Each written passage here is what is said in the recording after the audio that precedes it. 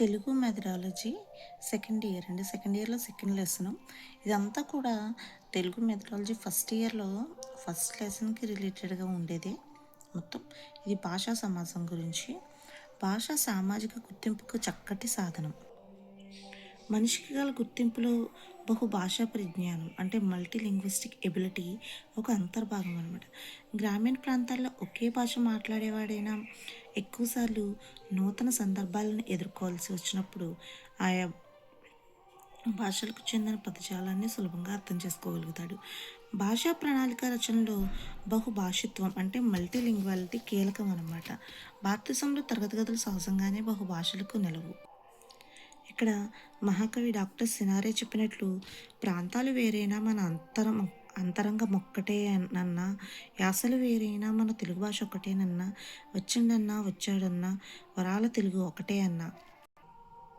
ఇది టెట్ 2025లో ఇచ్చారండి. తర్వాత భాషలు బహుళ సంస్కృతులు గల దేశం మనది. భిన్నత్వంలో ఏకత్వం మహత్తర భారత సంస్కృతి. భాషా విషయంలో కూడా అదే వైవిధ్యం కనిపిస్తుంది. భారతీయ భాషల్లో భా భావైక్యతతో పాటు భాషా సామర్థ్యం కూడా కనిపిస్తుంది.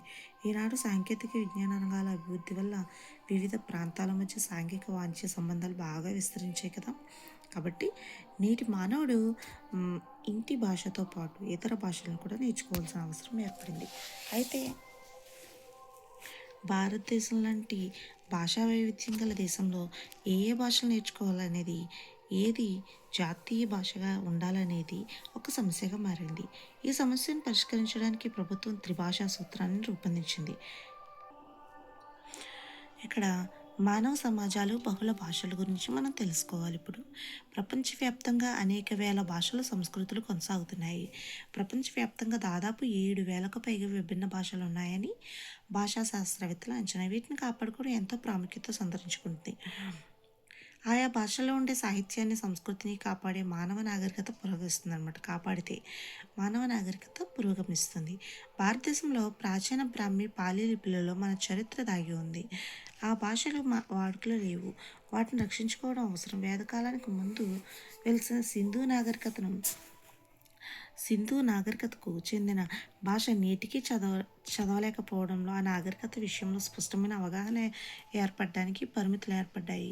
అంచేత మా మాతృభాషను రక్షించుకోవడం అత్యంత ప్రాముఖ్యత సంతరించుకుందనమాట.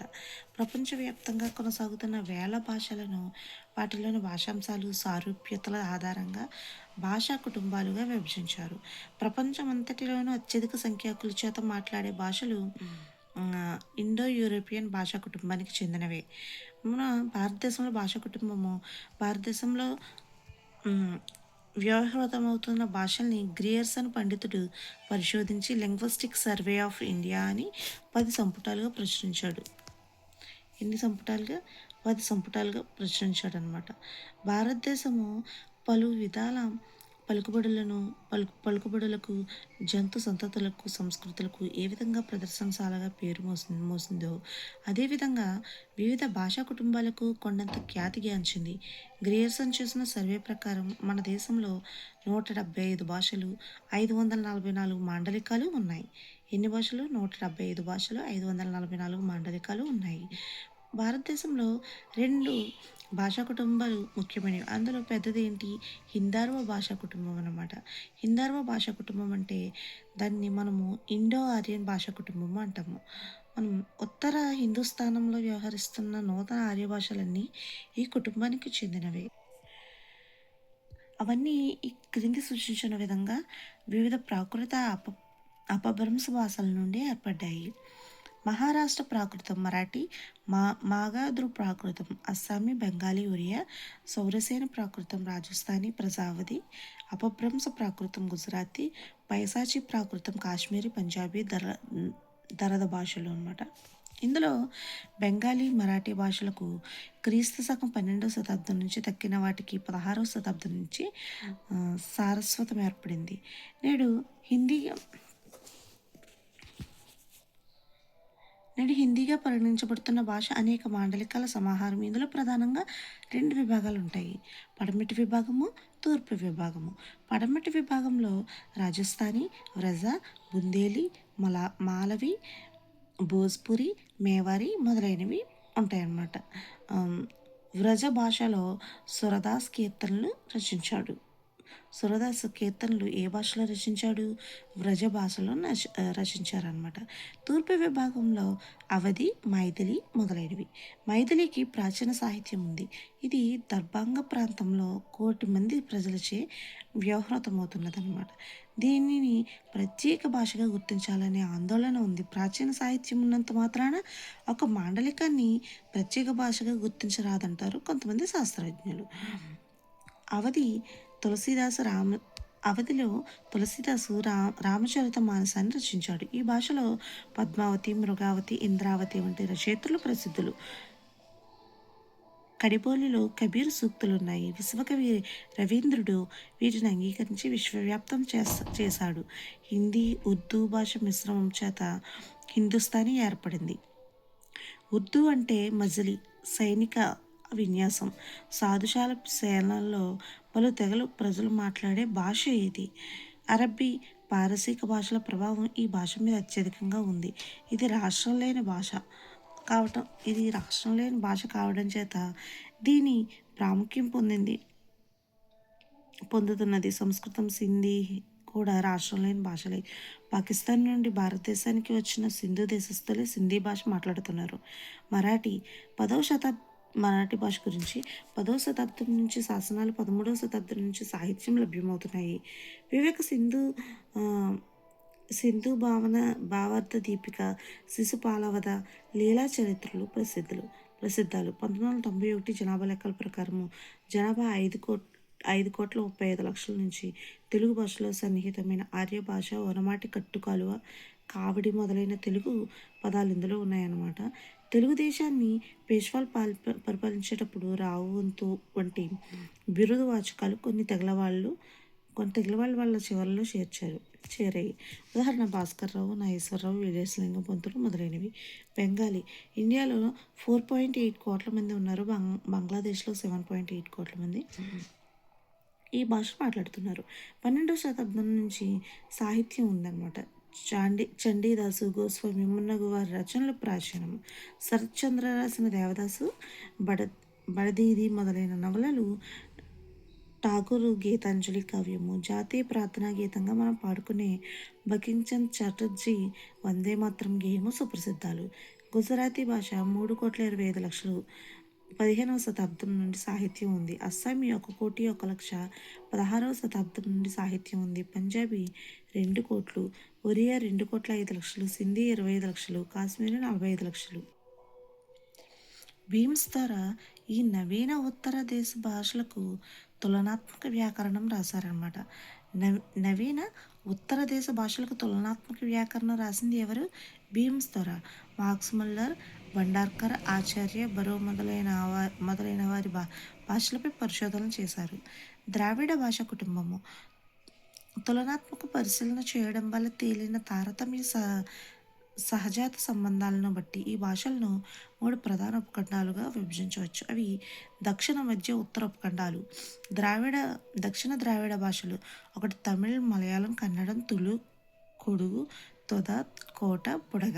మధ్య ద్రావిడ భాషలు తెలుగు, కువి, కొండ, గోండి, కోలామి, నాయికి, బర్జి, బల్లారి, గదబ, పెంగో, కోయ. మన తెలుగు భాష ఎందులో ఉంది? మధ్య ద్రావిడ భాషలో ఉంది. ఉత్తర ద్రావిడ భాషలు కురుక్, కూదుక్, మాల్తో, బ్రాహుయి. ఎరుకల 70,000, ఎరన 15,000, కురులు కైకాడి లేదా బెట్ట కురంబ 9,000, కొరవ 6,000, ఇరుల 4,000, బార్గండి 2,000. భాషా వ్యవహర్తల నీలగిరి కొండల పరిసర ప్రాంతాల్లో ఉన్నట్లు ఆండ్రవు తెలిపారు. కానీ ఎరుకల కైకాడి, కొరవ, బోర్గండిల తమిళ భాషా మాండలికాలుగాను, కురులు కన్నడ భాషా మాండలికంగాను పేర్కొనబడ్డాయి. బడగ కన్నడ భాషకు, కోయ గోండ భాషకు మాండలికాలని కొందరి అభిప్రాయం. క్రీస్తుకు 3,000-4,000 ఏండ్లకు పూర్వం ఆదిమ ద్రావిడ భాష పేరుతో ఒకే ఒక భాష ఉండేదని, అది కాలక్రమేణా ఇప్పటి ద్రావిడ భాషలుగా విడిపోయిందని పండితులు తులనాత్మక పద్ధతి ద్వారా నిర్ణయించారనమాట. అంటే కంపారిటివ్ మెథడ్. ఇప్పుడు భాష గుర్తింపు. ఒక వ్యక్తి కానీ, సంస్థ కానీ, సంస్కృతి కానీ తనకంటూ ఒక గుర్తింపును కోరుకుంటాయి. గుర్తింపు పొందిన భాషలు మరింత అభివృద్ధి పొందుతాయి, ప్రత్యేకతను చాటుకుంటాయి. ఈ మధ్య కాలంలో తెలుగు భాషను ప్రాచీన భాషగా గుర్తించాలని, దానికి ప్రాచీనత హోదా ఇవ్వాలని మన రాష్ట్రం ఆందోళన చేసిందనమాట. అందుకు కారణం ఏంటి? ఒక ప్రక్క మన పక్క రాష్ట్రాల్లో ఉన్న కొన్ని భాషలు ప్రాచీన భాషలుగా గుర్తించబడ్డాయి. అందువల్ల పలు ప్రయోజనాలు ఉన్నాయి. భాషను అభివృద్ధి చేసుకునే ఆర్థిక వనరులు లభిస్తాయి. మన భాషలోని కవుల గ్రంథాలు ఇతర భాషల్లోకి అనువదించబడతాయి. తెలుగు భాష సుందరి ప్రపంచాన్ని ఆకర్షిస్తుంది. ఏ భాషకైనా గొప్ప గుర్తింపు లభించింది అంటే అది ఆ భాషలో కవుల ద్వారానే. కవికి గల గుర్తింపు రాజుకు కూడా లేదేమో. అందుకే మహాకవి జాషువా ఓ పద్యంలో కవిని ఇలా ప్రస్తుతించాడు.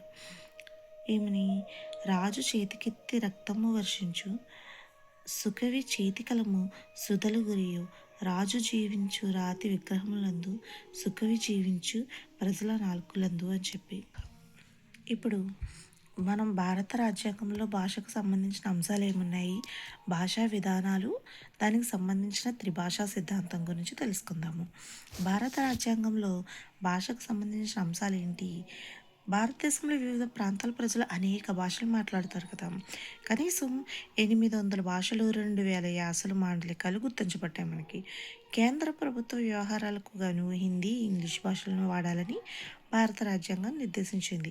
వివిధ రాష్ట్రాలు తమ తమ రాష్ట్రాల్లో అధికార భాషలు వాడతాయి. కేంద్ర ప్రభుత్వంతో సంప్రదించేందుకు రాష్ట్రాలు ఆంగ్ల భాషను వాడతాయన్నమాట. ఉదాహరణకు కేంద్ర ప్రభుత్వం ఆంధ్రప్రదేశ్ ప్రభుత్వానికి హిందీ, ఇంగ్లీషులలో ఉత్తరాలు రాస్తే ఆంధ్రప్రదేశ్ ప్రభుత్వం తెలుగు, ఇంగ్లీషులలో రాస్తుంది అనమాట. మనకేంటి, కేంద్ర ప్రభుత్వం ఎలా రాస్తుంది? హిందీ, ఇంగ్లీష్లో రాస్తే మన ఏపీ ఎలా రాస్తుంది? తెలుగు, ఇంగ్లీష్లో రాస్తుంది అనమాట. హిందీ, ఇంగ్లీష్తో కలిపి భారతదేశంలో 24 అధికార భాషలు ఉన్నాయి. ఎన్ని అధికారిక భాషలు ఉన్నాయి? 24. అధికార భాషా కమిషన్ వద్ద ఈ భాషలకు ప్రాతినిధ్యం ఉంటుందన్నమాట. కేంద్ర ప్రభుత్వం నిర్వహించే పరీక్షల్లో అభ్యర్థులపై భాషలో దేనినైనా రాయవచ్చు. భారత రాజ్యాంగం 343 అధికరణం దేవనాగరి లిపిలోని హిందీని అధికార భాషగా గుర్తించింది. ఏ ఆర్టికల్? 343 ఆర్టికల్ అనేది మనకి హిందీని అధికార భాషగా గుర్తించిందనమాట. 1950 రాజ్యాంగంలో పొందుపరిచినట్లుగా 1965 ఇంగ్లీష్ అధికార భాష హోదాను కోల్పోయింది. అంటే హిందీతో సమానంగా 1965లో అధికార భాషా హోదాను కోల్పోయిందనమాట. ఆ తర్వాత దీనిని అదనపు అధికార భాషగా కొన్నాళ్ళ పాటు కొనసాగించి హిందీని పూర్తి స్థాయిలో అమలుపరచాలని ప్రభుత్వ ఉద్దేశంగా ఉండేదన్నమాట. అయితే హిందీని అంతగా జీర్ణించుకోలేని దక్షిణాది రాష్ట్రాలు వ్యక్తీకరించడంతో జంట భాషల పద్ధతి ఇంకా కొనసాగుతూ వస్తూనే ఉంది. శీఘ్ర పారిశ్రామికీకరణ, ఆర్థిక వ్యవస్థపై బహుళ జాతి సంస్థల ప్రభావం మొదలైన వాటి కారణంగా ప్రభుత్వంలోనూ బయట కూడా దైనందిన కార్యకలాపాలలో ఇంగ్లీష్ ప్రాధాన్యత పెరుగుతూ వచ్చింది. దీనిని తొలగించాలన్న ప్రతిపాదన అటకెక్కక తప్పలేదు. ఎందుకంటే ఆధునిక ప్రపంచంలో మనము ముందడుగు వేయాలంటే ఇంగ్లీషు భాష ప్రాధాన్యతను శిరసా వహించక తప్పదు కదా. English is the window to see the entire world అంటాడు మన భారతదేశ తొలి ప్రధాని మహాజ్ఞాని జవహర్లాల్ నెహ్రూ గారు. ఇప్పుడు అధికారిక భాషలు కేంద్ర ప్రభుత్వం గురించి చెప్పుకుందాము. కేంద్ర ప్రభుత్వము 2 భాషలను ఉపయోగిస్తుంది. ఒకటి హిందీ రాష్ట్రాలలో వ్యవస్థీకరించేటప్పుడు హిందీ భాషను వాడతారు. అరుణాచల్ ప్రదేశ్, అండమాన్ నికోబార్ దీవులు, బీహార్, చండీగఢ్, ఛత్తీస్గఢ్, ఢిల్లీ, హర్యానా, హిమాచల్ ప్రదేశ్, జార్ఖండ్, మధ్యప్రదేశ్, రాజస్థాన్, ఉత్తరప్రదేశ్, ఉత్తరాంచల్ రాష్ట్రాల్లో కూడా హిందీయే అధికార భాష. ఇంగ్లీషు ఇతర రాష్ట్రాలతో వ్యవహరించేటప్పుడు కేంద్రం ఇంగ్లీష్ వాడుతుంది. హిందీ, ఇంగ్లీషులు కాకుండా 22 భాషలను అధికార భాషలుగా భారత రాజ్యాంగం గుర్తించింది. ఆ వివిధ రాష్ట్రాల అధికార భాషలు ఏంటి? అస్సామీ, అస్సాం, బెంగాలీ, త్రిపుర, పశ్చిమ బెంగాల్, బోడో భాష అస్సాము, డోగ్రీ, జమ్మూ కాశ్మీర్, గోండి గోండ్వానా పీఠభూమిలో గోండుల భాష. గుజరాతీ దాద్రా నగర్ హవేలీ, డామన్ డియ్యు గుజరాత్ రాష్ట్రాలు, కన్నడ కర్ణాటక, కాశ్మీరీ జమ్మూ కాశ్మీర్, కొంక గోవా, మలయాళం, కేరళ రాష్ట్రం, లక్షద్వీపాల కేంద్ర కేంద్ర ఫలితాలు కేంద్రపాలిత ప్రాంతాలు, మైథిలి బీహార్, మణిపురి లేక మైత్రి మణిపూర్, మరాఠీ మహారాష్ట్ర, నేపాలీ సిక్కిం, ఒరియా ఒడిస్సా, పంజాబీ పంజాబ్, చండీగఢ్ అధికార భాష, ఢిల్లీ హర్యానాల రెండో అధికార భాష సంస్కృతం ఉత్తరాఖండ్లో రెండో అధికార భాష. సంతాలి చోటనగర్ పీఠభూమి, జార్ఖండ్, ఒడియా, ఒడిస్సా, ఛత్తీస్గఢ్ రాష్ట్రాల్లో సంతాలు తెగ గిరిజన భాష. సింధీల మాతృభాష. తమిళనాడు, పుదుచ్చేరి, తెలుగు ఆంధ్రప్రదేశ్, తెలంగాణ, యానం. ఉర్దూ జమ్మూ కాశ్మీర్ ఆంధ్రప్రదేశ్, తెలంగాణ, ఢిల్లీ, ఉత్తరప్రదేశ్ రాష్ట్రాల్లో రెండో అధికార భాష. ముఖ్యమైన ఇతర రాష్ట్ర భాషలు ఏమున్నాయి? జాతీయ స్థాయిలో అధికార భాషలుగా గుర్తింపు పొందినప్పటికీ రాష్ట్ర స్థాయిలో అధికార భాషలుగా గుర్తింపు పొందిన భాషలు ఇవి ఏంటి? కోక్ బోరోక్ త్రిపుర అధికార భాష, మీడో మిజోరాం అధికార భాష, కాశీ మేఘాలయ అధికార భాష, గారో మేఘాలయ అధికార భాష అన్నమాట. ప్రచురణ పొందిన ఇతర భాషలు ఏంటి? 50 లక్షలకు పైగా ప్రజలు మాట్లాడుతున్నప్పటికీ అధికార హోదా లేని భాషలు ఇవి. వీటిని హిందీలో వివిధ రకాలుగా స్థానికులు భావిస్తారు. బీహార్ భాషలు. కింది 3 బీహారీ భాషలకు 50 లక్షల మంది కంటే ఎక్కువ మాట్లాడేవారు ఉన్నప్పటికీ అధికార హోదా లేదు. ఒకప్పుడు వీటిని హిందీ యొక్క వేరువైన మాండలికాలుగా భావించారు. కానీ బెంగాలీ, అస్సామీ, ఒరియా లాగానే ఇవి కూడా ఇండిక్ భాషల నుండి వచ్చేవని ఇటీవలే తెలిసింది.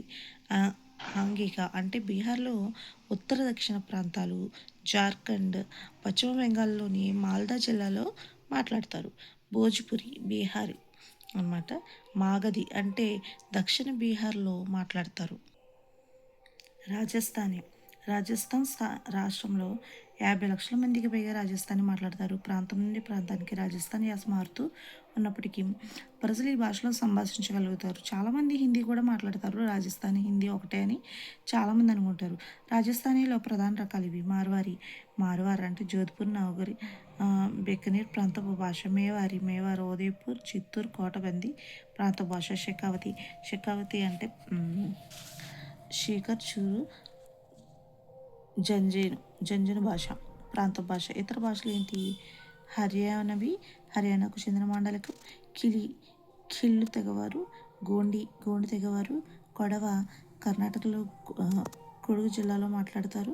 కచ్చి గుజరాత్లో కచ్ ప్రాంతంలో మాట్లాడతారు. తులు కర్ణాటక, కేరళ తులు ప్రజలు మాట్లాడతారు. సంకేత కర్ణాటక, కేరళ, తమిళనాడు అనుకుంటా. ఇది తమిళనాడు సాంకేతిక ప్రజలు మాట్లాడతారనమాట. భాషా విధానాలు. ఇక్కడ త్రిభాషా సూత్రం మాట్లాడుకుందాము. ప్రపంచంలో భాషలు మాట్లాడే దేశాలలో భారతదేశం ప్రధానమైందని మళ్ళీ చెప్పవలసిన పని లేదు. భిన్నత్వంలో ఏకత్వం మన సంస్కృతి. భాష విషయంలో కూడా అదే వైవిధ్యం కనిపిస్తుంది.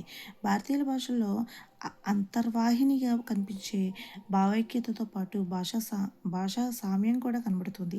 ఈనాడు సాంకేతిక విజ్ఞాన రంగాల అభివృద్ధి వల్ల వివిధ ప్రాంతాల మధ్య సాంఘిక, ఆర్థిక, వాణిజ్య సంబంధాలు పెరిగాయి. కాబట్టి నేటి మానవుడు మాతృభాషతో పాటు ఎన్నో ఇతర భాషలను కూడా నేర్చుకోవాల్సిన అవసరం ఉంది. అయితే భారతదేశం వంటి బహుభాషా దేశాల్లో ఏ భాషలు నేర్చుకోవాలనేది, ఏది జాతీయ భాషగా ఉండాలనేది ఒక సమస్యగా రూపొందించింది అనమాట. ఈ సమస్యకి పరిష్కారమే మన త్రిభాషా సూత్రము. భారతదేశంలో భాషా సమస్య ఎలా ఉంది? భారతదేశంలో 200కు పైగా భాషలు ఉన్నాయి. మన రాజ్యాంగంలో 24 భాషలను అధికార భాషలుగా గుర్తించారు. స్వాతంత్రం తర్వాత రాష్ట్ర పునర్వ్యవస్థీకరణ భాషా ప్రాతిపదికగా జరిగిందనమాట. ప్రతి రాష్ట్రంలో అత్యధిక సంఖ్యాకులు మాట్లాడే భాషను ప్రాంతీయ భాషగా, వివిధ ప్రాంతాల మధ్య అనుసంధాన భాషగా హిందీని, అంతర్జాతీయ కార్యకలాపాలకు అనువైన అంతర్జాతీయ భాషగా ఆంగ్లాన్ని గుర్తించడం జరిగింది. అయితే కొన్ని రాష్ట్రాల్లో ఒకటి కంటే ఎక్కువ భాషలు కూడా మాట్లాడతారు. ఆంధ్రప్రదేశ్ నైరుతి సరిహద్దులో కన్నడ తెలుగు, దక్షిణ ప్రాంతంలో తమిళ తెలుగు వాడుకలో ఉన్నాయన్నమాట. పూర్వం నిజాం పరిపాలనలో ఉన్న హైదరాబాద్ రాష్ట్రంలో తెలుగు, మరాఠీ, కన్నడ ప్రాంతాలు ఉండడం వల్ల ఉర్దూ అధికార భాష కావడం వల్ల తెలంగాణ ప్రాంతంలో ఈ భాషలన్నీ వాడుకలో ఉన్నాయి. ఆంగ్లేయుల పరిపాలనలో ఇంగ్లీష్ అధికార భాషగా, బోధన భాషగా ఉండడం వల్ల దేశ భాషల కంటే అధికారికంగా అభివృద్ధి చెందింది.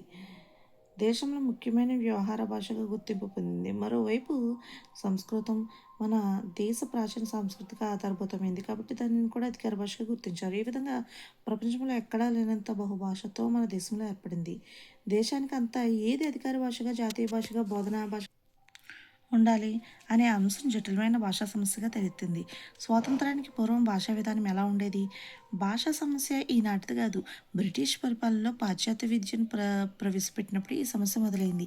బోధనా అధ్యాయంగా ఆంగ్లం ఉండాలా లేదా దేశ భాషలైన సంస్కృతం, అరబిక్ ఉండాలా అనే వివాదం దాదాపు 2 దశాబ్దాలు పాటు ఎంతో ఉధృతంగా చెలరేగింది. చివరకు మెకాలే ప్రతిపాదనల ద్వారా ఇంగ్లీష్ అధికార భాషగా, బోధనా భాషగా స్థిరపడి జాతీయ భాషగా స్థానాన్ని ఆక్రమించుకుందనమాట.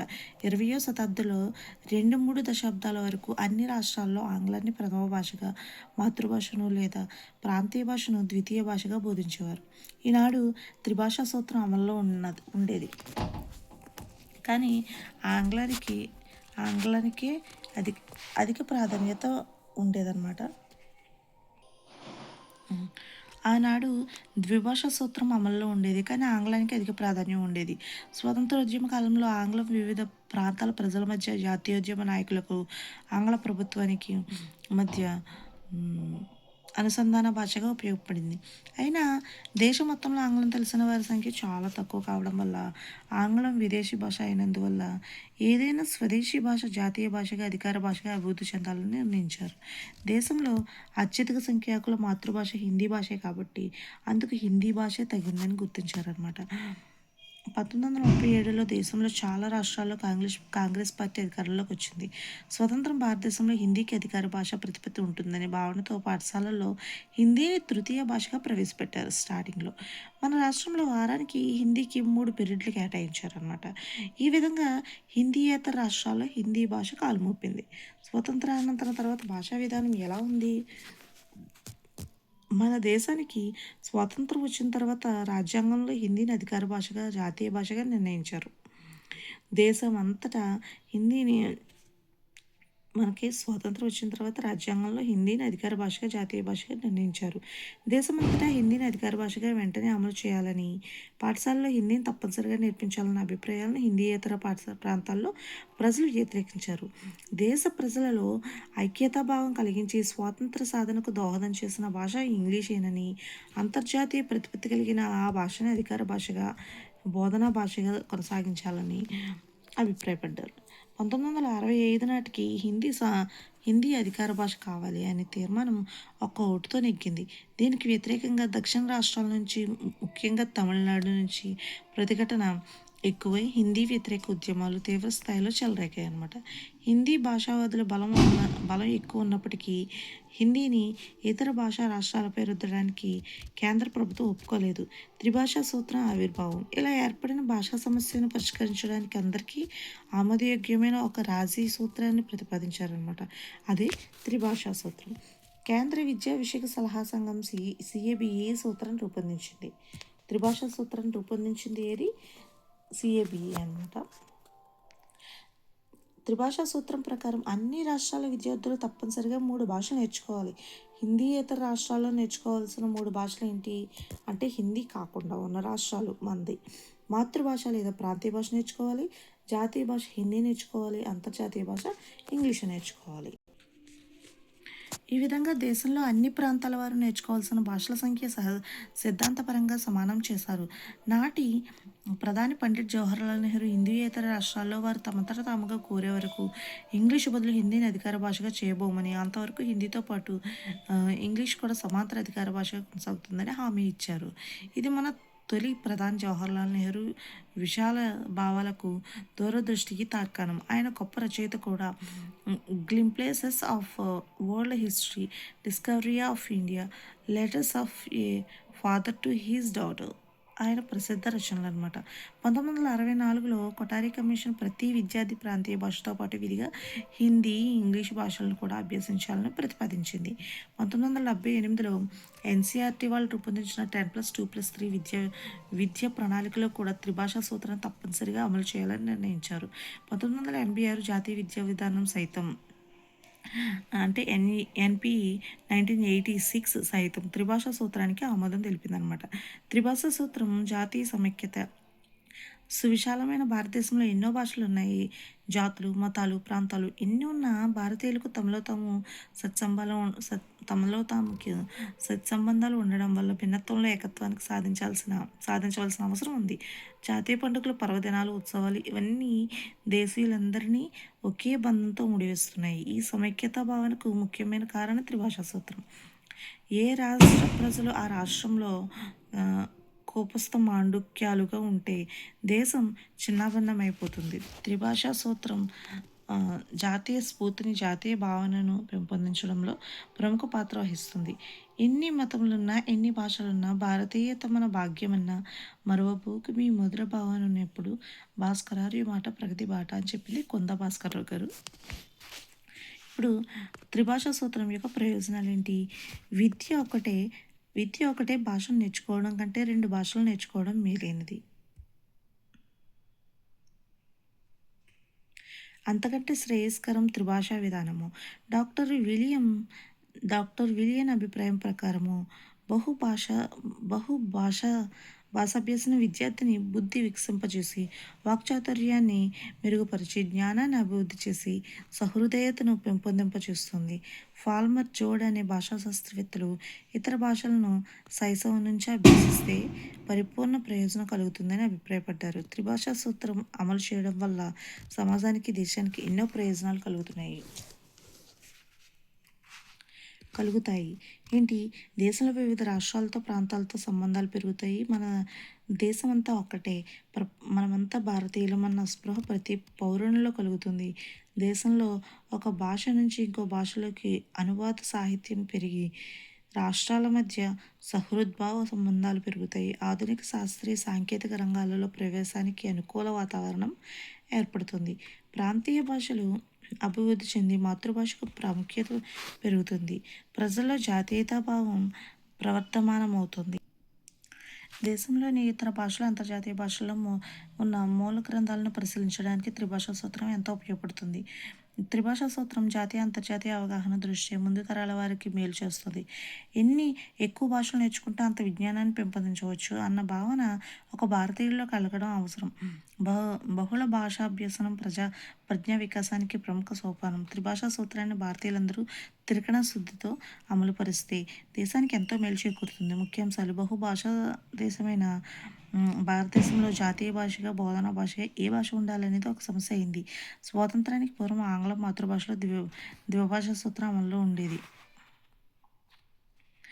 స్వాతంత్ర్యానంతరం హిందీని జాతీయ భాషగా గుర్తించారు. హిందీ మాతృభాష కాని రాష్ట్రాల నుంచి వ్యతిరేకత చోటు చేసుకోవడం వల్ల దేశంలో పలు భాషా భేదాలు ఏర్పడ్డాయి. ఈ సమస్యకు పరిష్కారంగా త్రిభాషా సూత్రం రూపొందించబడింది. మాతృభాష, ఇతర భాషలు, ప్రథమ, ద్వితీయ, తృతీయ భాషల గురించి మనం తెలుసుకోవచ్చు. మాతృభాష ప్రథమ భాష అన్నమాట. భారతదేశంలో భాషకు ప్రత్యేక స్థానం ఉంది. భాషల ఆధారంగానే రాష్ట్రాలు ఏర్పడతాయి. ఆ మాతృభాష వ్యవహారాలు అధికారికంగా ఉన్న భాషల పేరు మీదుగానే భాషా ప్రయుక్త రాష్ట్రాలు ఆవిర్భవించాయి. సహజంగానే ఆ రాష్ట్రాల ప్రజలు మాతృభాష ప్రథమ భాషగా గుర్తింపు పొందుతుంది. ఉదాహరణకు తెలంగాణలో తెలుగు, తమిళనాడులో తమిళ్, కర్ణాటకలో కన్నడ ప్రాంతీయ భాషలే కాదు, ఆ రాష్ట్ర ప్రజల మాతృభాషలు కూడా. ఏ రాష్ట్రంలోనైనా మాతృభాషను ప్రథమ భాషగా గుర్తిస్తారు. అక్షరాభ్యాసం నుంచి మన పిల్లలకు మాతృభాషలోనే విద్యా బోధనకు శ్రీకారం చుడతారు. బోధనా మాధ్యమంగా కూడా మాతృభాషే ఉంటుంది.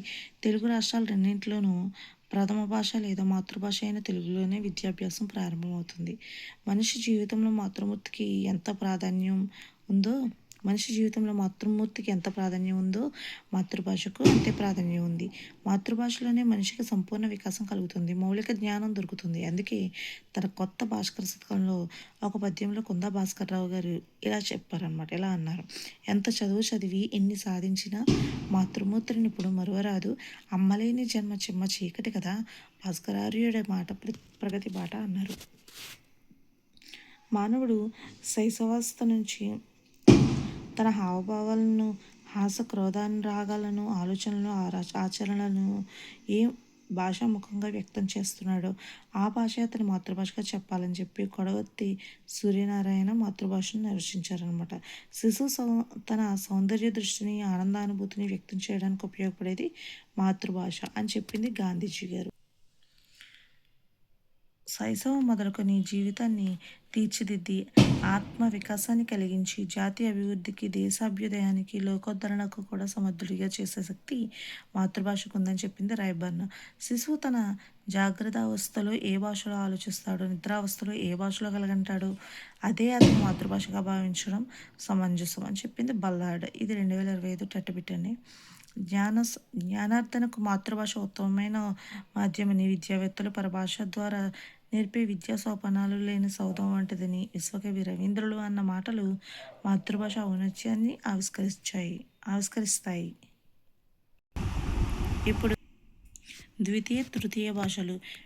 విద్యార్థి వివిధ విద్యాదశల్లో సమగ్రమైన విద్య గడించడానికి కేవలం ఒక భాష చాలదు. 2-3 భాషలు నేర్వాల్సిన అవసరం ఉంది. ఈ రెండు మూడు ఏవి అనే ప్రశ్నకు సమాధానంగా కేంద్ర ప్రభుత్వం అంతర్జాతీయ అవగాహనను, జాతీయ సమైక్యతను దృష్టిలో ఉంచుకుని త్రిభాషా సూత్ర రూపంలో ఒక భాషా విధానాన్ని రూపొందించింది. దీనిలో మొదటిది ప్రాంతీయ భాష, మాతృభాష ప్రథమ భాష. రెండవది జాతీయ భాష హిందీ ద్వితీయ భాష. మూడవది ఆధునిక భాష లేదా అంతర్జాతీయ భాష ఆంగ్లం తృతీయ భాష. మొదటిది ప్రాంతీయ భాష, రెండవది జాతీయ భాష హిందీ, మూడవది ఆధునిక లేదా అంతర్జాతీయ భాష ఆంగ్లము. ఈ 3 భాషలతో కూడిందే త్రిభాషా సూత్రము. జాతిపిత మహాత్మా గాంధీ సూచించిన ప్రాతిపదిక విద్యా విధానంలో కూడా మాతృభాషకు ప్రథమ స్థానము, హిందీకి ద్వితీయ స్థానం ఇచ్చారు. భాషా ప్రయుక్త రాష్ట్రాలు ఏర్పాటు తర్వాత 1956లో కేంద్ర ప్రభుత్వ విద్యా సలహా సంఘం CABE త్రిభాషా సూత్రాన్ని ప్రతిపాదించింది. 1961లో రాష్ట్రాల ముఖ్యమంత్రుల సమావేశంలో త్రిభాషా సూత్రాన్ని అన్ని రాష్ట్రాలు అమలు చేయాలని అంగీకరించడం జరిగింది. 1964-66 సంవత్సరంలో కేంద్ర ప్రభుత్వం ఏర్పాటు చేసిన కొఠారి విద్యా కమిషన్ కూడా త్రిభాషా సూత్రాన్ని గట్టిగా అమలు చేయాలని సూచించింది.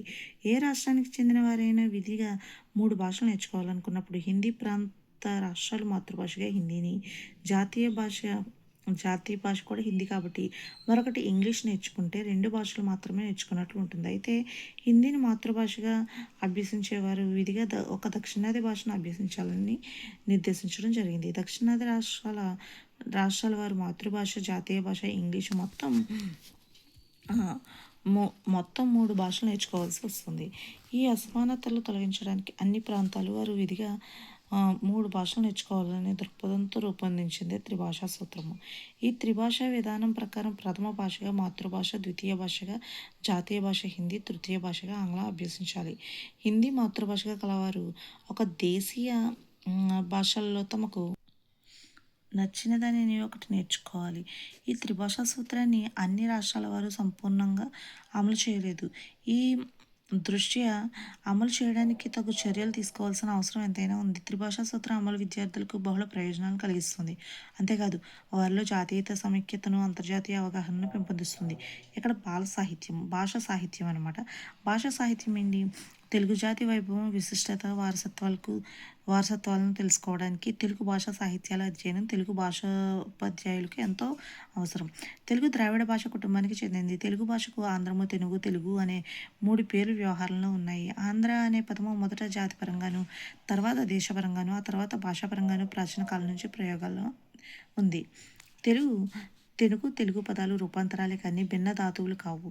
తెలుగు పదాలు 2 ప్రాచీన కాలం నుంచి తెలుగు ప్రాంతాల్లో వ్యవహారంలో ఉన్నాయని చెప్పవచ్చు. హితేన సాహిత్యం అంటే సమాజానికి హితాన్ని చేకూర్చేది సాహిత్యం అనే అర్థము. ఏది హితము, ఎవరికి హితము అనే ప్రశ్నలకు సమాధానం కాలాన్ని బట్టి, సమాజాన్ని బట్టి, సంస్కృతిని బట్టి, దేశాన్ని బట్టి మారుతూ ఉంటాయి. విశ్వశ్రేయం కావ్యం అనే నిర్వచనం ఉంది. అంటే విశ్వశ్రేయస్సును కూర్చే రచనలను సాహిత్యం అంటారు. సాహిత్యం అన్నప్పుడు అది మౌఖిక సాహిత్యం కావచ్చు, లిఖిత సాహిత్యం కావచ్చు. తెలుగు భాషకు సుసంపన్నమైన సాహిత్యం ఉంది. వివిధ దశల్లో సాగిన తెలుగు సాహిత్య